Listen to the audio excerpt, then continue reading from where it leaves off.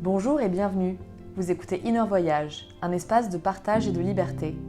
Nos invités nous racontent des expériences uniques, celles qui leur ont permis d'ouvrir les portes de leur psyché. À travers leurs histoires personnelles et intimes, ils partagent ce qu'ils ont appris sur eux-mêmes, les espaces de leur inconscient qu'ils ont pu visiter, comment ce voyage les a déplacés et en quoi cela a changé leur rapport au monde. Nous recevons Céline, qui vit dans la Silicon Valley depuis une dizaine d'années et travaille dans la tech. Céline s'est interrogée très tôt sur ce qui permet de forger la confiance en soi, et elle est partie à la rencontre d'une centaine de femmes d'horizons divers pour explorer ce sujet. De ces entretiens est né un livre rempli de conseils et d'analyses pour renforcer sa confiance en soi, Swipe Right on Confidence, qui est disponible en anglais et dont je vous conseille vivement la lecture. Céline nous raconte aujourd'hui comment elle a appris à naviguer les débuts de l'âge adulte dans un environnement culturel et professionnel hors du commun. Bonjour Céline, merci beaucoup d'être avec nous aujourd'hui, merci pour ton temps. Est-ce que tu veux te présenter en quelques mots ? Oui, avec plaisir. Merci déjà de m'avoir invité sur ce podcast, Anna. Ça me fait très plaisir. Qui suis-je? Je m'appelle Céline, j'ai 31 ans et j'habite en Californie depuis une petite dizaine d'années. Donc voilà, je suis une Française, mais je me sens pas tout à fait que française maintenant. Donc il y a toujours cette petite dynamique qui se joue. Et puis récemment, j'ai écrit un livre pour les femmes sur le thème de la confiance en soi. Et donc ton livre s'appelle Swipe Right on Confidence et il est disponible sur Amazon. Et je l'ai lu et je recommande vraiment à toutes les femmes, quel que soit leur âge, qui veulent travailler sur leur confiance en elles. Mais à l'origine, tu l'avais surtout destiné aux jeunes femmes qui sont dans la vingtaine. C'est ça. Mon audience principale, quand je l'ai écrit, et celle que j'avais en tête, c'était vraiment des femmes qui avaient peut-être de 18 à 30 ans, parce que c'est l'âge que j'avais quand j'ai écrit ce livre. Mais finalement, le retour que j'ai eu de pas mal de personnes, c'est que non seulement c'était un contenu qui parlait à n'importe quelle femme, de n'importe quel âge, mais aussi pas seulement des femmes. Donc voilà, c'était intéressant de voir que ce qu'on a en tête, c'est pas forcément ce que les gens voient. Et pourquoi est-ce que c'était le sujet de la confiance en soi qui est venu particulièrement ? Et pourquoi est-ce que tu as choisi le canal de l'écriture pour le travailler ? J'ai toujours aimé écrire déjà. J'ai toujours aimé faire du journaling. J'ai toujours été quelqu'un qui utilisait beaucoup l'écriture pour juste pour moi-même, pas pour le partager, mais juste pour passer mes pensées de mon cerveau à l'extérieur. Et ça a toujours été très bénéfique pour moi de passer par l'écriture. Euh, Maintenant, pourquoi ce thème? Je dirais pas qu'il y a eu forcément un événement marquant qui m'a fait dire bon bah là ça y est, je vais écrire un livre, c'est maintenant. Mais il y en a eu plusieurs, notamment un dont je pourrais parler plus en détail lorsque je pratiquais la gymnastique rythmique à haut niveau, où voilà j'ai eu un gros blocage en pleine compétition et ça m'a amené à me poser des questions sur le thème de la confiance et comment est-ce qu'on l'acquiert, mais comment est-ce qu'on la perd aussi et comment est-ce qu'on peut la retrouver. Donc voilà. Donc je vous mets un peu dans l'énergie du moment. Qu'est-ce qui s'est passé? En gros, j'étais à une compétition régionale ou nationale. J'en faisais assez régulièrement et ça devait faire peut-être 8 ans que je faisais de la gymnastique rythmique déjà, donc j'avais un assez bon niveau, j'étais habituée aux compétitions. Et là, je suis c'était ma performance au ruban. Pour ceux qui sont pas familiers avec la gymnastique rythmique, même si en France c'est assez commun quand même, c'est un mélange de danse et de gymnastique sur un grand euh, tapis qui s'appelle praticable et on fait une performance de 1 minute à 3 minutes avec un engin. Donc là en l'occurrence c'était avec un ruban. Je commence, ma musique commence, tout va bien, j'en suis à 30 secondes de ma performance au ruban et là gros trou noir en plein milieu devant plusieurs centaines de personnes qui me regardent, le jury en face de moi, ma prof à ma gauche au bout du tapis. Et là, gros trou noir. Donc ça, c'est vraiment une des premières fois que j'ai ressenti ça où Il n'y a plus rien. Dans ma tête, c'est plus rien. Et le plus je cherche, le moins je trouve.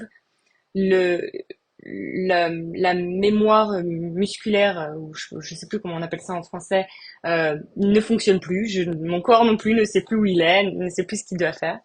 Et je suis restée bloquée comme ça, debout, avec mon ruban qui par terre pendant une bonne minute jusqu'à la fin de ma musique. Donc voilà, et à la fois le public, même les parents de mes concurrentes, me criaient, allez Céline, go, vas-y, tu peux y aller, vas-y. Mais ça n'a rien fait, j'étais toujours bloquée. Et pareil, ma prof Irina ne pouvait pas m'aider parce que sinon ça m'aurait disqualifiée. Et donc là, je me suis quand même posé une grosse question à ce moment-là, du haut de mes 18 ans, me dire mais comment c'est possible qu'il y a 10 ans, j'avais une confiance sans limite en compétition où je performais peut-être 10 fois mieux qu'en entraînement. Et là, du haut de mes 18 ans, en pleine, enfin peut-être fin d'adolescence, c'était l'inverse. J'avais beaucoup plus de stress. J'avais le ventre noué avant chaque compétition. Et donc là, c'est là où j'ai commencé à me poser des questions sur un peu comment on peut comment l'adolescence a vraiment un impact sur la confiance des jeunes filles et que bah, c'est pas forcément quelque chose qui va de mieux en mieux. Ça peut aussi venir avec des vagues plus ou moins fortes. Et donc voilà, c'est un gros événement dans ma vie. Et bah, depuis, j'ai essayé plusieurs méthodes pour essayer d'avoir plus confiance en moi, que ce soit en compétition ou autre. Donc c'est-à-dire qu'à tes 18 ans, tu t'es rendu compte que cette confiance qu'on a quand on est enfant et qui est un peu intrépide, ben, elle peut diminuer avec les années.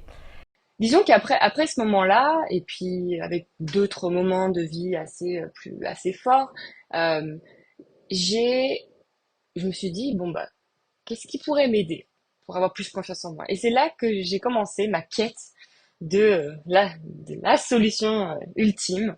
Alors j'ai essayé quoi? J'ai essayé le sport pour essayer de me décompresser, de mettre mettre mon cerveau un peu en repos. J'ai essayé la thérapie. J'ai vraiment au fur et à mesure, ce que j'ai trouvé, c'est que ben, finalement, c'était l'écriture et de moi à moi-même qui m'aidait le plus. Et il y a quelque chose d'assez puissant quand on écrit, et surtout quand on est dans le processus d'écriture d'un livre ou dans le processus créatif, en sachant que ça va être partagé avec d'autres personnes. Il y a vraiment un peu ce cycle. On va vouloir faire en sorte que ça devienne une réalité. Donc, c'est-à-dire que si je parle de confiance ou que je parle de comment surmonter une étape dans mon livre, je vais parler d'un événement, mais je vais aussi parler du futur. Et du coup, en l'écrivant, ça devient une réalité.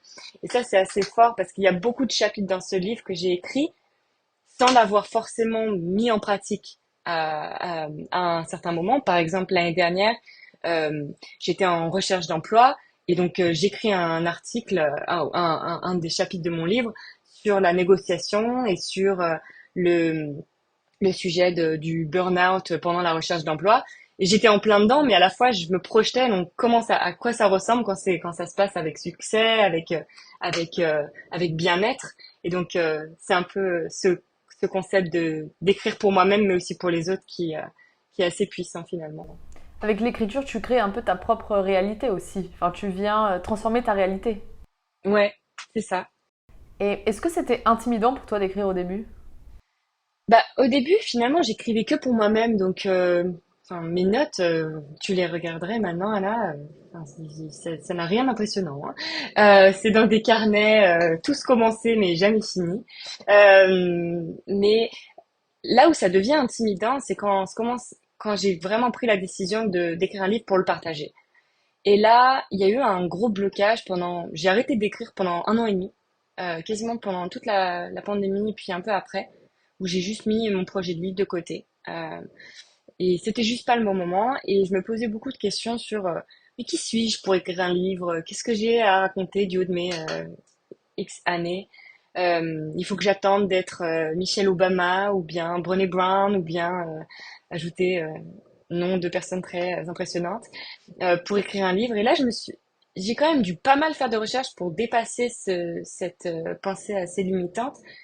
Et une fois, je suis tombée sur un article probablement très mal écrit sur Google qui vraiment disait quelque chose de très simple mais très vrai.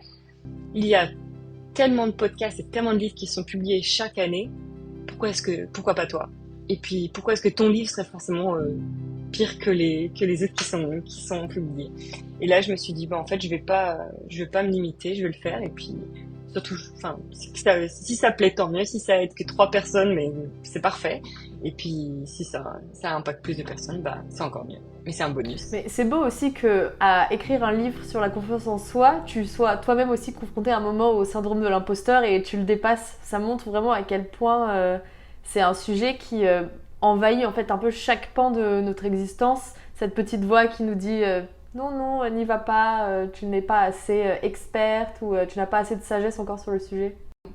Et le fait d'écrire sur ta confiance en toi, au début, donc c'était surtout parce que tu sentais que tu avais des points dans ta vie où tu avais besoin d'améliorer ta confiance. Est-ce que c'est vraiment sur des sujets identifiés ou est-ce que c'était de façon générale? Je pense que quand j'ai commencé à écrire, ou quand j'étais une jeune adulte, je la confiance était plutôt sur mon corps, vraiment la confiance physique, sur le changement corporel. Par exemple, quand j'ai arrêté de faire de la gymnastique rythmique, bon, bah, j'ai pris un peu de poids quand j'ai commencé mes études et ça a été très difficile pour moi. Quelqu'un qui a été très active, très musclée, fine pendant toute ma jeunesse. Ce changement de corps, je pense que pour toutes les jeunes femmes, est difficile et ça peut être la même chose, j'imagine, pour les jeunes mamans. Il y a vraiment ces moments de transition du corps qui bah voilà, sont des grosses étapes. Et au fur et à mesure, finalement, et je pense que ma carrière a aussi aidé avec ça, c'est que j'ai découvert une autre facette de la confiance en soi qui allait bien plus loin que le corps. Et là, ça s'est plus porté sur justement comment j'utilise ma voix pour me protéger, mais aussi pour me porter sur d'autres sujets, sur d'autres relations. Et donc, les sujets que j'aborde dans mon livre, ils sont très variés, mais il y a vraiment ce double angle de la confiance physique et la confiance plus mentale, même si il y a pas forcément, c'est pas forcément le bon mot pour ça. Et tu es une femme, tu es jeune, tu habites en Californie, à San Francisco. Donc forcément, ton expérience de vie vient teinter aussi la façon dont tu te perçois. En quoi est-ce que c'est des questions qu'on se pose différemment quand on vit dans ton contexte versus quelqu'un qui serait en Europe, qui serait en France par exemple? Il y a plusieurs angles là qui sont intéressants à aborder. Déjà, la différence culturelle vis-à-vis de la confiance, et puis le côté un peu plus carrière, le côté un peu plus euh, le côté Silicon Valley et le rythme qui est vraiment très différent ici aux États-Unis. Donc, bah déjà pour commencer, j'ai moi-même j'ai jamais travaillé en France et je me suis toujours sentie en décalage avec la culture de travail française. J'ai toujours été très orientée objective, j'ai toujours été très créative, que ce soit dans mes hobbies, mais aussi dans ma façon de penser, dans ma façon de réfléchir, d'apporter des solutions. Et donc, la méthode américaine, finalement, de travail me correspondait énormément, parce que justement, très, très différente des valeurs de travail françaises. Donc ça, c'est vrai que je m'y retrouve énormément ici dans la Silicon Valley, de ce côté-là.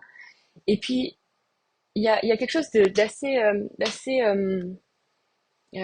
différent ici dans la Silicon Valley ou même aux États-Unis en général, c'est qu'il y a moins de limites imposées par la société sur l'humilité, la modestie et tout ça. Et je dis pas que c'est mauvais d'être modeste et d'être humble, bien sûr que c'est important. Personne ne veut quelqu'un qui est toujours en train de parler que de lui. Mais surtout pour les femmes, en fait, c'est le fait qu'on nous impose tout le temps d'être très humble, de jamais parler de nos succès. Et ben finalement, je pense que si j'étais restée en France, j'aurais vraiment été beaucoup plus limitée dans ma capacité à accomplir des projets ou bien à commencer de nouvelles choses sans être une experte. Et donc voilà, ça m'a amené par exemple à être très engagée dans ce domaine sur un programme qui s'appelle I Am Remarkable. Le programme I Am Remarkable, j'en étais la, la manager pour toute la Silicon Valley pendant la pandémie, donc pendant une espèce de 1 ou 2 ans. Et donc, qu'est-ce que c'est en quelques mots?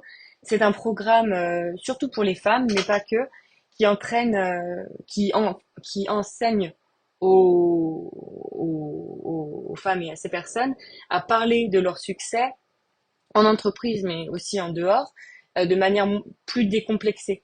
Et ce qui peut les aider à négocier une promotion, à négocier plus de salaire et à tout simplement ne plus se limiter par ces pensées limitantes qui sont souvent culturelles.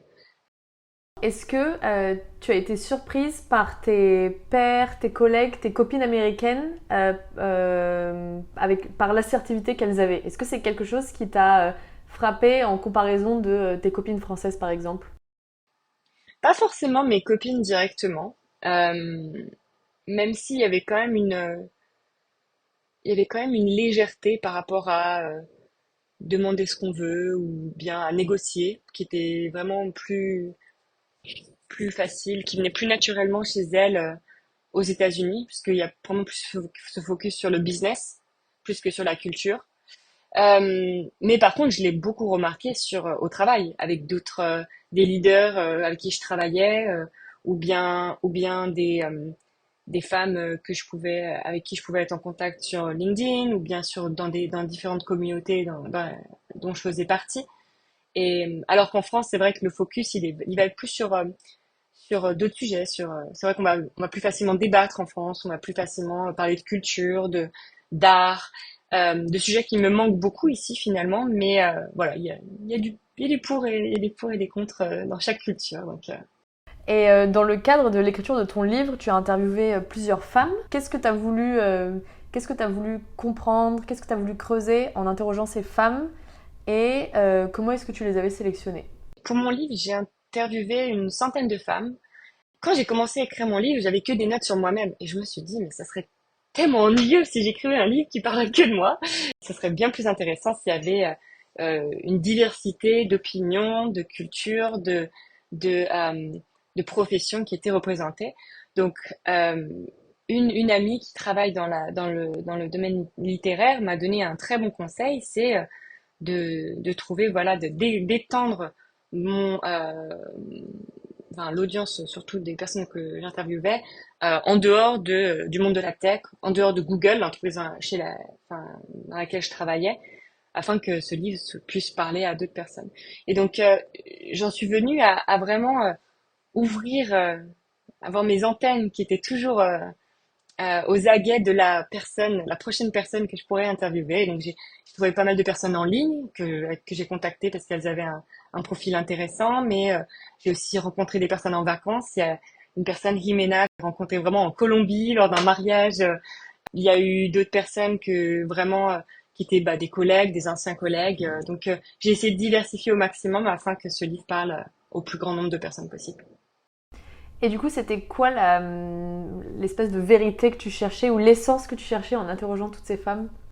Je dirais pas qu'il y avait vraiment une essence ou une vérité que j'ai cherchée. Mon objectif et en fait mon processus de recherche, il était assez ouvert et j'ai fait les entretiens. Bien sûr, j'avais une liste de questions qui était la même pour tous parce que voilà, je voulais quand même qu'il y ait un petit peu de structure et de, ouais, de structure dans mes entretiens afin que je puisse les étudier. Mais c'est vrai que j'ai posé des questions assez ouvertes et j'en suis restée à les laisser me dire. Et ça a été très intéressant parce que il y a eu plein de choses j'ai appris plein de choses auxquelles je n'aurais pas pensé. Certaines femmes ne parlaient même pas de la confiance physique. Pour elles, c'était même pas une question. Elles parlaient de d'autres sujets où d'autres personnes n'avaient pas les mêmes problématiques en rapport avec la confiance que moi. Donc voilà, ça a permis d'élargir pas mal.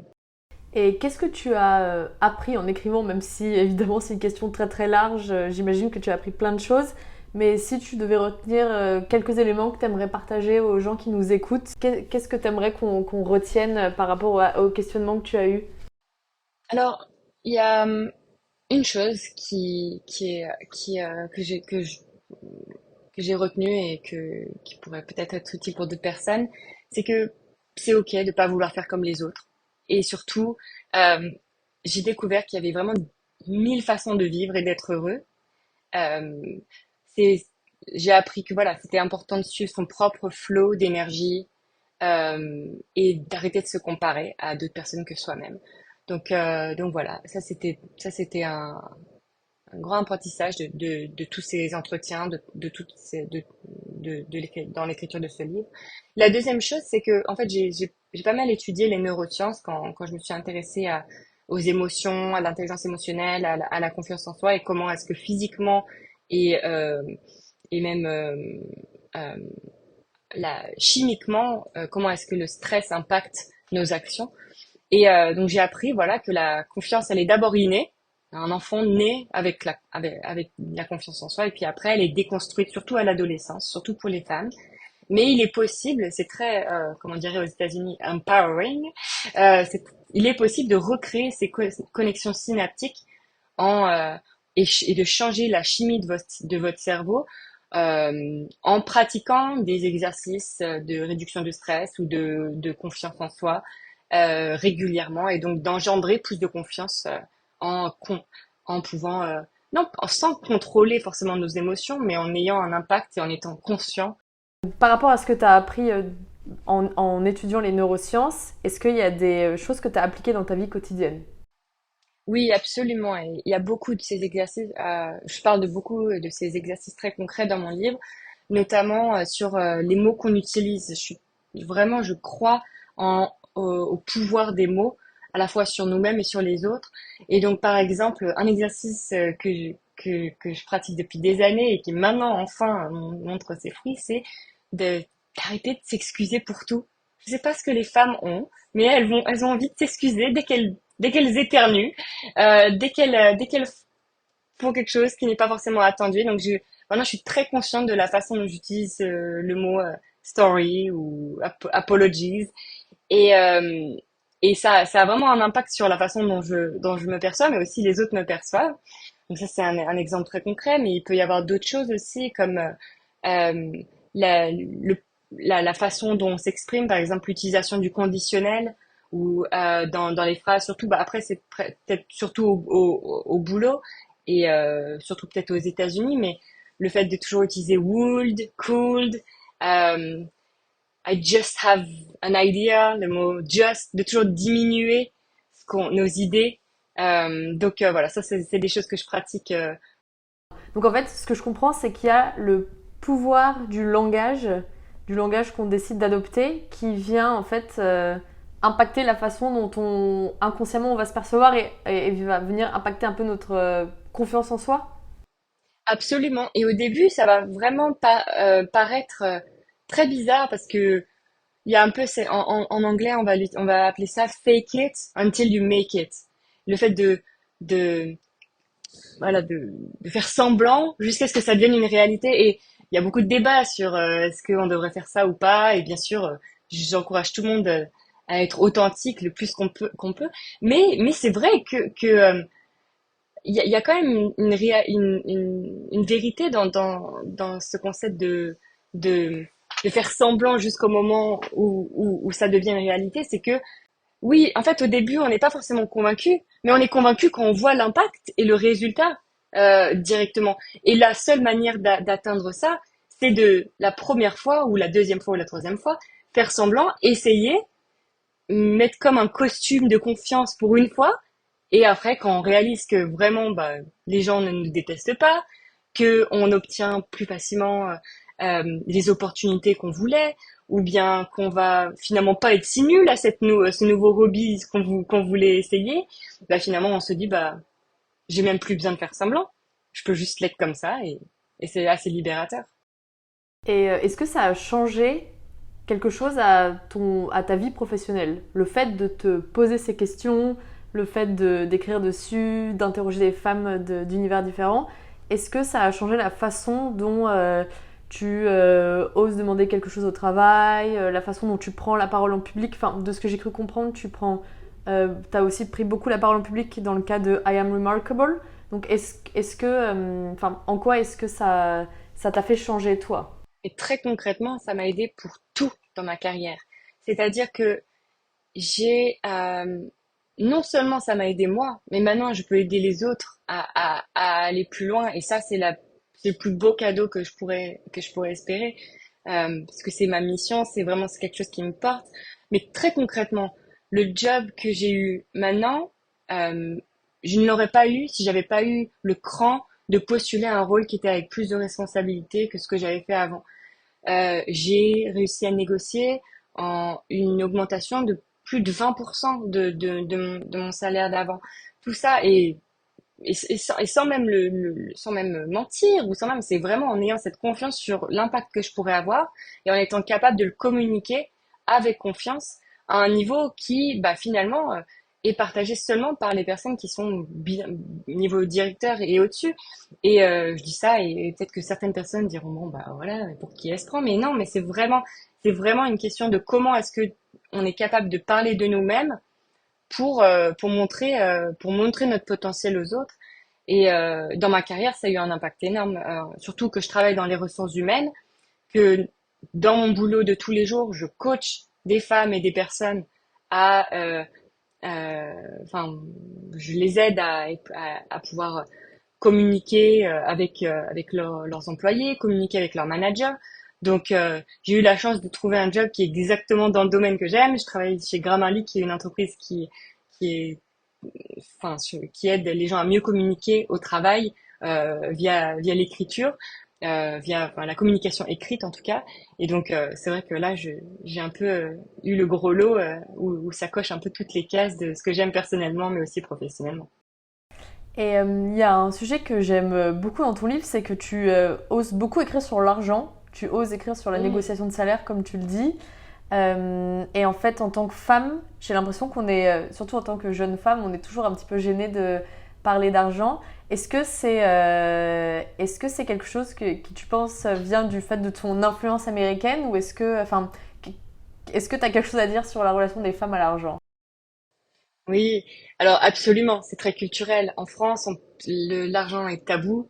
On parle pas trop d'argent entre amis, on parle pas trop d'argent même en famille. On parle négativement de gens qui parlent d'argent. Je me rappelle encore de mes parents. J'adore mes parents, ils sont super.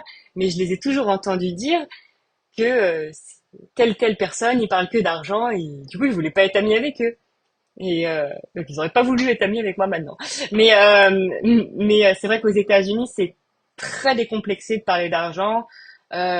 Combien est-ce que tu payes combien pour ton loyer? Combien est-ce que tu as négocié d'augmentation? Même combien est-ce que tu gagnes? Et donc, je pense que c'est ce fait d'être très décomplexé sur le sujet du business en général amène ces conversations plus naturellement dans les relations à la fois au travail et en dehors. Donc ça, c'est sûr que c'est une chose, mais après, c'est vrai que les femmes ont plus difficilement, enfin, c'est plus difficile pour les femmes, je remarque, aux États-Unis, de négocier. J'ai par exemple des leaders, mes directeurs, elles sont bien plus haut niveau que moi dans mon travail, que je, avec qui je travaille, qui n'osent pas demander une promotion ou n'osent pas demander une augmentation, alors qu'elles ont une dizaine d'années d'expérience plus que moi, que c'est une conversation qui devrait arriver au moins une fois par an, mais je dois limite les pousser pour qu'elles aillent parler à leur manager de quelque chose qu'elles méritent. Donc c'est assez rigolo de voir ça, mais c'est aussi quand elles le font et quand elles ont la promotion qu'elles méritent ou que elles ont osé demander non pas juste un petit 5% d'augmentation, mais 20%, c'est euh, c'est super gratifiant. Qu'est-ce qui pourrait aider les femmes à changer leur rapport à oser demander ce qu'on mérite en fait? Parce que j'ai l'impression qu'un homme va toujours oser demander un peu plus que ce qu'il mérite et il va y aller au culot, alors que nous, en tant que Ouais. femmes, on va à peine oser demander ce qu'on mérite. Donc comment est-ce que tu penses qu'on peut changer ça? Je pense qu'il y a Ça dépend des personnalités. Moi, l'idée même de me dire que quelqu'un qui est moins bon que moi puisse, juste par le culot, de demander, disons, allez, prenons un exemple, 30%, et que moi, juste parce que j'ai pas osé demander et prononcer ces quelques mots, j'ai pas pu l'avoir, alors que je le mérite. Pour moi, ça, c'est un levier qui est assez fort pour me pousser à le faire. Euh, Après, je pense qu'il y a beaucoup de, ça vient avec beaucoup d'entraînement. La négociation, ça se pratique. C'est pas quelque chose qui vient naturellement du jour au lendemain. Donc moi, concrètement, ce que je recommande aux femmes, c'est vraiment de préparer limite un script quand on va négocier euh, avec son manager, de vraiment préparer au maximum quelles questions il va y avoir, quelles réponses on va donner, de se renseigner. Il y a énormément de chaînes YouTube de personnes qui vraiment aident à créer des scripts, à dire quelles questions poser, quelles questions ne pas poser. Euh, Moi, j'ai quelques petites techniques dont justement je parle dans mon livre et dont je parlerai plus sur LinkedIn dans les prochains mois. Mais, euh, mais parfois, faut pas hésiter à ne pas forcément apparaître très amical. Moi, dans ces conversations, j'ai, j'ai lâché prise sur le fait d'être toujours gentil, d'être toujours sympa, d'être toujours celle accommodante, voilà. Une fois qu'on lâche sur ça, eh ben, on laisse la place aux autres personnes à prendre cette place d'accommodante pour une première fois. Et c'est là où c'est assez libérateur et puissant. Donc, je vous encourage à essayer. Est-ce qu'il y a des choses qu'aujourd'hui tu te dis ah j'ose toujours pas le faire, j'espère qu'un jour j'arriverai à le faire. Bien sûr, mais c'est pour ça qu'en écrivant ce livre, j'ai eu un sentiment d'imposteur énorme, et je l'ai toujours des fois, mais oui, est-ce que j'oserais moi-même, euh, après, euh, après 1 ou 2 ans, parler de promotion avec ma manager sans avoir cette petite voix dans ma tête qui me dit, mais tu le mérites pas, mais ça fait pas assez longtemps que tu es là, mais regarde, il y en a d'autres qui sont meilleurs que toi. Euh, je pense que la différence, c'est que j'arrive à reconnaître ces pensées, mais à passer outre et à quand même avoir assez de courage pour avoir la conversation sans être non plus, voilà, sans paraître non plus super, voilà, sans paraître arrogante. Voilà, on ne veut pas être non plus arrogante, mais c'est possible de trouver un équilibre. Et donc il y a quelques années, toi tu as repris des études en parallèle de ton travail, si j'ai bien compris, donc des études en neurosciences. Qu'est-ce qui t'a motivé à aller rejoindre les bancs de l'école? Beaucoup de personnes me demandent ça parce que ça n'a rien à voir avec les études que j'ai faites. J'ai fait des études de business, je travaille dans les ressources humaines. J'ai jamais vraiment aimé les sciences. Enfin, c'est pas que j'aime pas les sciences, mais j'étais pas particulièrement douée à ça. Mais alors, ce qui m'a, deux choses. Déjà, j'étais dans la Silicon Valley. Il y a énormément de très bonnes universités, notamment Berkeley. Il y a Stanford. Donc, il y a vraiment l'opportunité d'apprendre ici. Et puis, je travaillais dans une entreprise chez Google qui me payait une bonne partie des cours ou des formations que je faisais en dehors. Donc, c'était quand même une énorme opportunité. Mais vraiment concrètement, ce qui m'a entraîné à, à m'inscrire pour ce cours de neurosciences, c'est que j'avais vraiment, vraiment besoin d'apprendre de comprendre comment est-ce que le stress mental se manifestait physiquement. À l'époque, j'avais des énormes maux de ventre, notamment au niveau de l'estomac, dès que je stressais, vraiment m'incapaciter, m'empêcher de travailler, etc. Et jusqu'à en croire vraiment limite que j'avais un ulcère. Et je sais que c'était dû au stress, que c'était toujours au moment où je stressais, ou que j'avais une dispute ou un conflit ou de l'anxiété par rapport au boulot, que ça se manifestait. Et donc je pense que je suis un petit peu cérébrale, faut l'admettre, mais j'avais vraiment besoin de comprendre comment est-ce que ça marche pour savoir qu'est-ce que je pouvais faire pour remédier, pour remédier ça. Je sais pas si ça a forcément marché, mais en tout cas, j'ai compris que ce qu'on pense, ça se manifeste physiquement finalement, et ça devient une réalité si on n'en prend pas conscience. Ouais, c'est super intéressant. Et qu'est-ce que tu as appris sur la différence entre le cerveau droit et le cerveau gauche? Qu'est-ce que, enfin, est-ce que tu as découvert des choses sur toi aussi que tu ne soupçonnais pas. Oui, bah déjà je savais pas que je connaissais pas le cerveau droit, le cerveau gauche. Pour moi, je pense j'avais juste une énergie qui était très voilà ambitieuse, très cérébrale, très pratique, très. J'ai toujours été quelqu'un qui aimait comprendre les choses et quand je prenais une décision, je voulais vraiment avoir tous les éléments pour, contre. Mais tout ça, en fait, c'est très masculin. Je pense que les femmes, on nous encourage à ne pas être émotionnelles, ne pas réagir avec trop de feelings ou d'émotions pour prendre des décisions. Et en fait, une chose que j'ai appris, c'est que c'est tout à fait OK de s'ancrer sur notre intuition, parce que l'intuition, c'est une source d'information. C'est le cerveau qui te dit, je sais ce qui est bon pour toi, je sais ce qui est vrai. Et donc, par le passé, je serais passé beaucoup par le cerveau gauche, c'est-à-dire le cerveau très rationnel, pour en venir finalement à la bonne décision, qui était ce que mon intuition m'avait dit depuis le début.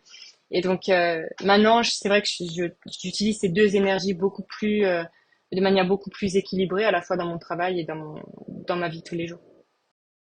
Et est-ce que ça a changé aussi ta relation avec les autres, ta relation avec les gens qui t'entourent, au-delà d'une application dans le milieu professionnel?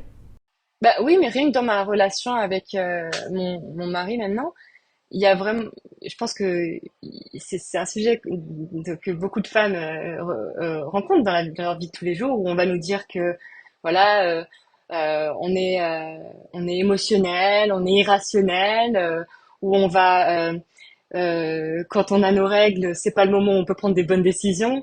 Et alors là, il y a rien de plus énervant que quand on nous dit ça, bien entendu. Mais à la fois, ça m'a vraiment donné la légitimité d'affirmer que ce n'est pas parce que j'ai écouté mon intuition que je n'avais pas forcément la vérité. Et donc ça m'a permis d'avoir plus de confiance sur ma façon de m'affirmer, d'affirmer mes décisions, mes besoins. Et dans toutes les relations, c'est super important, surtout dans la relation avec la personne avec qui on partage notre vie. Et donc ça permet de vraiment apporter, en tout cas dans mon couple, ça apporte un équilibre qui est très important. Parce que si on n'a que du rationnel, on oublie beaucoup d'autres parties. Les gens sont finalement sont un mélange d'émotions et beaucoup de ce qu'on fait tous les jours, c'est juste comprendre les gens, comprendre ce qui les rend tristes, ce qui les énerve, ce qui les rend heureux. Donc voilà.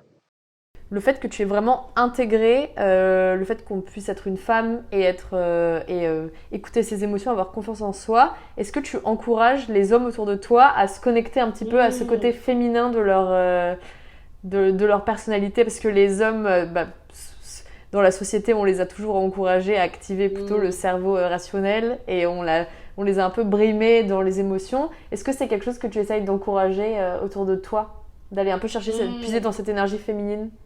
Pour ma famille directement, mon père, mes frères, ils ont toujours été un peu dans ce bain. Donc ça a toujours été naturel chez nous, que ce soit les hommes ou les femmes, de parler de nos émotions, de partager quand on est triste ou ça. Donc il n'y avait pas de tabou sur ça. Mais c'est vrai que pour mes amis ou bien même dans ma relation personnelle, euh, c'est, je pense que montrer aux hommes que c'est OK de parler de leurs émotions, que c'est OK de partager quand on est stressé, et d'inviter l'autre à écouter. Euh, ça peut être très puissant, ça peut avoir un impact qu'ils n'auraient pas forcément imaginé au départ. Les hommes aiment beaucoup trouver des solutions. Et donc c'est problème, solution. Et parfois, juste, il peut y avoir problème, écoute, une grosse pause, et puis après, ça se, dé, ça se délie, voilà. Donc, je sais pas si je dirais que ça a tout changé. Je pense que chaque personne est différente, mais, euh, mais je perds pas espoir. Est-ce que tu as des œuvres d'art ou des penseurs ou des livres qui t'ont inspiré un peu sur tout ce chemin sur la confiance en soi? Il y en a trois qui me viennent en tête, un peu de différents courants. Euh, Côté musique, j'ai beaucoup été inspirée par les chansons très poétiques de la chanteuse Pomme, surtout sur l'anxiété, sur les failles. Euh, il y a eu beaucoup de ces mots qui m'ont beaucoup touchée.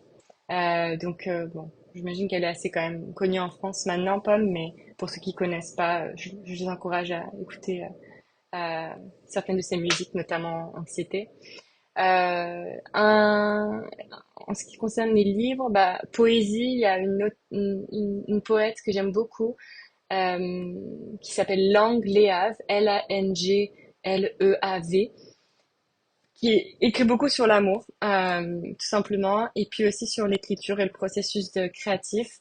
Et une citation que j'aime beaucoup et qui est dans mon livre, c'est I write not to be seen, but to know myself. Donc, j'écris non pas pour être vue, mais pour me connaître moi-même. Et c'est tellement vrai, ça m'a tellement parlé que voilà, je vous recommande de lire certains de ces recueils de poésie.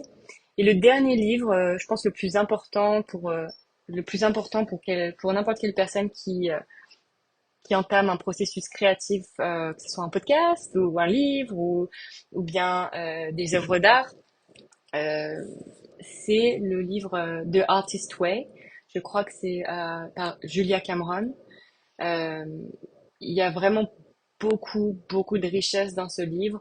Elle, il y a un angle très spirituel au processus créatif. Donc, notamment une des pratiques qu'elle recommande, c'est les morning pages. Donc, d'écrire quelques pages tous les matins avant que le cerveau commence à se réveiller de trop. Le concept que la qualité de notre travail n'est pas on ne la contrôle pas. Ce qu'on contrôle, c'est la quantité. Que finalement l'univers est celui qui va nous mettre des bonnes opportunités sur notre chemin, etc. Donc, j'encourage à la lecture de The Artist Way. Toi, tu as utilisé l'écriture en partie pour un processus thérapeutique. Est-ce que tu aurais des conseils pour les gens qui voudraient tester l'écriture dans un cadre un peu thérapeutique? Absolument. Alors, la pratique la plus simple et à la fois la plus porteuse de fruits, c'est vraiment ce qu'on appelle les morning pages, donc les pages du matin, pour traduire ça très simplement. Donc, voilà, vous vous réveillez un peu plus tôt le matin, disons, je sais pas, 45 minutes plus tôt. Vous préparez une bonne tasse de café, une bonne tasse de thé. Vous achetez un beau petit journal. Et là, vous vous mettez à écrire sans limite sur tout ce qui vous passe par la tête, vos réflexions. Il n'y a pas besoin que ça soit beau ni très réfléchi. Mais vous écrivez 3 pages. Vous mettez une limite de 3 pages. Et vous voyez ce qui sort. Parfois, ça sera des choses très basiques où vous pourrez même écrire je ne sais pas quoi écrire, pourquoi est-ce que je fais cet exercice, c'est complètement pourri. Mais il y a des fois où justement vous allez mettre sur papier des pensées qui vous bloquent. Et une fois que ça sera sur papier, ça vous permettra de peut-être plus en avoir conscience ou bien ça vous donnera des idées sur des projets, des hobbies à commencer, etc. Donc je recommande ça le matin. C'est important de le faire à la main. Très important de le faire à la main. C'est une bonne question. Il y a quelque chose de différent.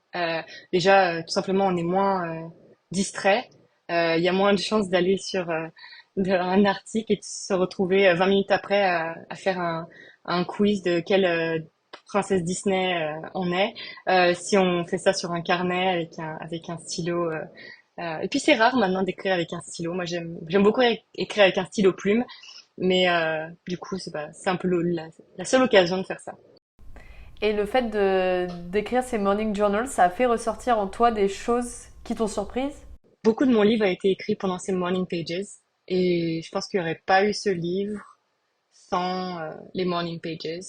Maintenant, j'ai beaucoup dû faire de tri. Mais absolument, beaucoup d'exemples que j'utilise sont revenus pendant ces morning pages, que ça soit cet événement à la gymnastique rythmique, dont je me souvenais quasiment pas finalement, ou bien des moments un peu plus traumatisants de remarques que j'avais reçues quand j'étais jeune, ou bien de, de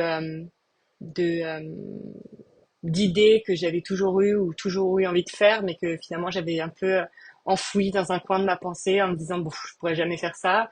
J'ai commencé par, grâce au Morning Journal, j'ai commencé à pratiquer le tissu aérien 10 ans après avoir arrêté la gymnastique rythmique. J'ai jamais retrouvé quelque chose de similaire et là maintenant, bah, ça fait 4 ans que j'en fais et le tissu aérien, c'est un peu pour ceux qui connaissent pas, c'est des acrobaties sur un gros morceau de tissu à 2-3 mètres du sol.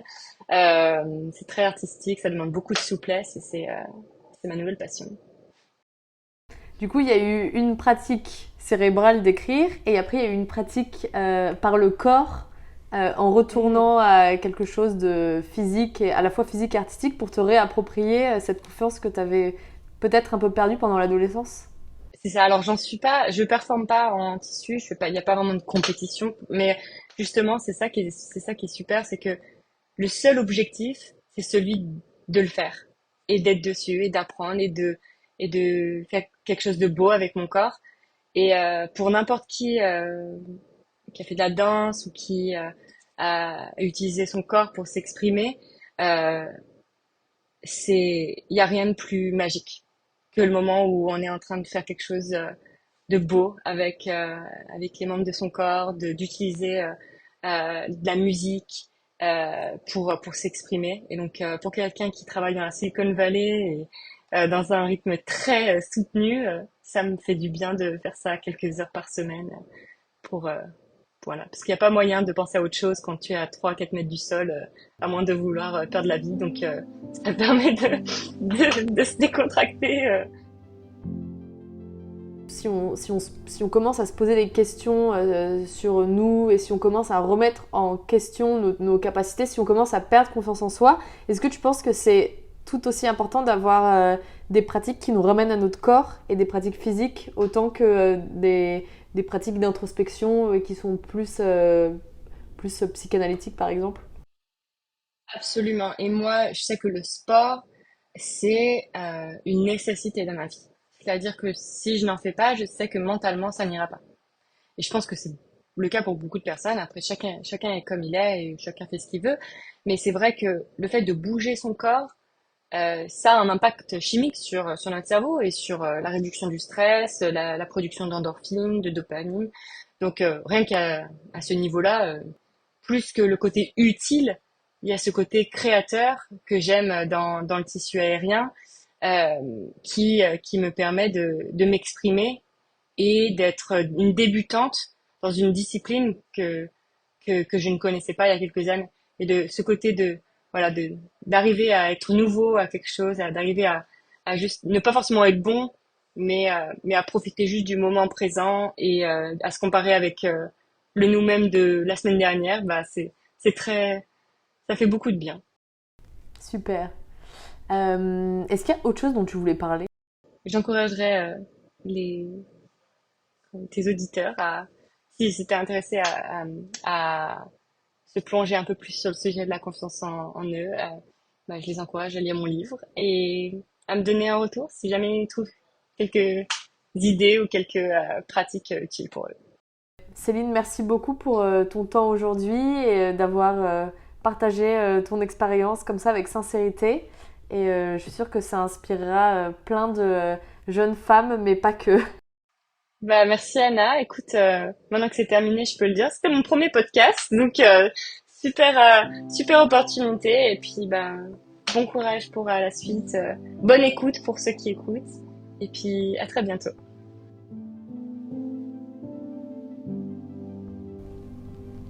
Chers auditeurs, j'espère que le témoignage de Céline vous a inspiré. Vous pouvez retrouver tous les détails de son livre Swipe Right on Confidence dans la description de cet épisode, ainsi que les actualités de Céline sur sa page LinkedIn.